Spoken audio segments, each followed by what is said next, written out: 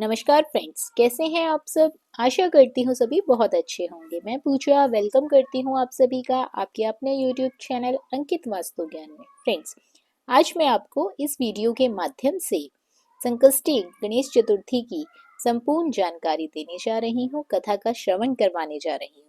तो कथा को अंत तक जरूर सुने ताकि आपको भी सारी कथा पता चल सके और गणपति भगवान की असीम कृपा आप पर भी बरस सके। तो फ्रेंड्स, एक बार की बात है, पार्वती जी ने पूछा, हे पुत्र, पोष में किस गणेश की पूजा किस तरह से करनी चाहिए और उस दिन क्या भोजन करना चाहिए, उसे आप संक्षेप में बताइए। श्री गणेश जी ने कहा, हे महादेवी, पोष मास की चतुर्थी विघ्न विनाशिनी होती है। उसमें लंबोदर नामक गणेश की पूजा करके भोजन के रूप में केवल एक समय में ही भोजन ग्रहण करना चाहिए।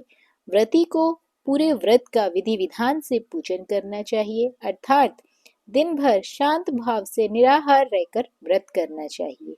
दिन में सोना नहीं चाहिए, ब्रह्मचर्य का संपूर्णता से पालन करना चाहिए। रात्रि में पूजन के बाद ब्राह्मण को भोजन अवश्य करवाना चाहिए। दूध से बनी खीर में शुद्ध घी मिलाकर गणपति मंत्र से हवन करें तो वह शासक को भी अपने वशीभूत में कर सकता है। इस संबंध में हम आपको कथा सुनाते हैं। एक बार रावण ने सभी देवताओं को जीतकर मध्याह्न हो संध्या कर रही बाली को पीछे से जाकर पकड़ लिया। अब बलशाली बाली रावण को अपनी काख में दबाए हुए आकाश मार्ग द्वारा किष्किंधापुरी में आया और उसे बंदी रावण को अपने पुत्र अंगद के लिए खिलौने के रूप में दे दिया। रावण के गले में रस्सी बांधकर अंगद ने उसे नगर में घुमाना शुरू कर दिया।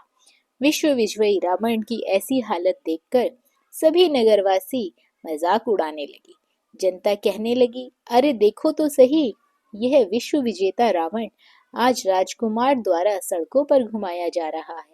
पुराणवासियों की बात से रावण बहुत ही लज्जित होकर उसने गुस्से में कहा, उसका द्रव चूर हो गया। उसने अपने नाना पुलस्त्य मुनि का स्मरण किया। अपने नाती को दीन पुकार से मुनि का आश्चर्य हुआ कि उसके नाती की ऐसी दशा क्यों कर रही है। अत्यंत गर्व करने से देव दानव मनुष्य आदि सभी का पतन हो जाता है। रावण के समीप आकर मुनि ने पूछा कि तुम मुझे क्यों याद कर रहे थे। रावण ने कहा, हे नाना जी, देवताओं को जीतने के कारण गर्व करने से मेरी यह दुर्गति हो गई है। मैंने संध्या करते हुए वानर राज को देखा। पश्चिमी महासागर के तट पर मैंने उसे पीछे से पकड़ने की चेष्टा की, परंतु मैं ही उसके द्वारा पकड़ लिया गया। मुझे उसने यहाँ लाकर गले में रस्सी बांधकर अपने पुत्र को खेलने के लिए दे दिया। इस दुर्गति को देखकर नगरवासी मेरा मजाक उड़ाते हैं, मेरी हंसी उड़ाते हैं। हे देव, इसी चिंता में मैं व्याकुल रहता हूँ। रस्सी में बंधे रहने के कारण मैं अशक्त हो गया हूँ। हे नाथ, अब मैं क्या करूँ। मेरे जैसा आपके वंश में दूसरा कुलकलंकी नहीं है। अब आप ही मेरी रक्षा कर सकते हैं। पुत्स्य ने कहा, हे रावण, डरने की कोई बात नहीं है। मैं तुम्हें बंधन मुक्त कर दूंगा। यह बाली देवराज इंद्र के वीर्य से उत्पन्न हुआ है और पराक्रम से तुमसे बढ़कर है। इसकी मृत्यु महाराज दशरथ के पुत्र श्री राम के हाथों ही होगी।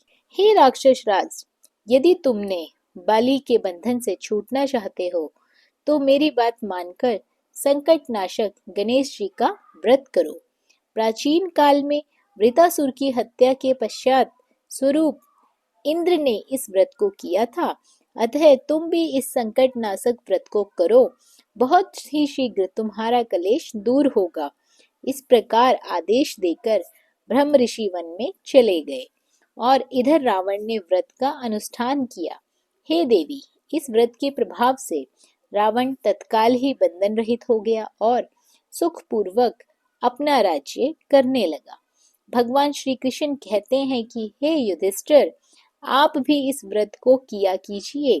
इस व्रत के प्रभाव से संपूर्ण जगत में शत्रुओं का संहार करके आप अपने उत्तम राज्य को प्राप्त कर सकेंगे। कृष्ण जी की ये बातें सुनकर युधिष्ठिर ने भी विधि पूर्वक पोष कृष्ण चतुर्थी का व्रत किया और इस व्रत के प्रभाव से उन्होंने अपने राज्य को दोबारा प्राप्त कर लिया। तो फ्रेंड्स, ये थी कथा संकष्टी गणेश चतुर्थी के बारे में। आशा करती हूँ ये कथा आप लोगों को ज़रूर पसंद आई होगी। पसंद आई है तो वीडियो को लाइक और शेयर ज़रूर करें। चैनल को सब्सक्राइब करना बिल्कुल ना भूलिए। बने रहिए आपके अपने यूट्यूब चैनल अंकित वास्तु ज्ञान में। धन्यवाद।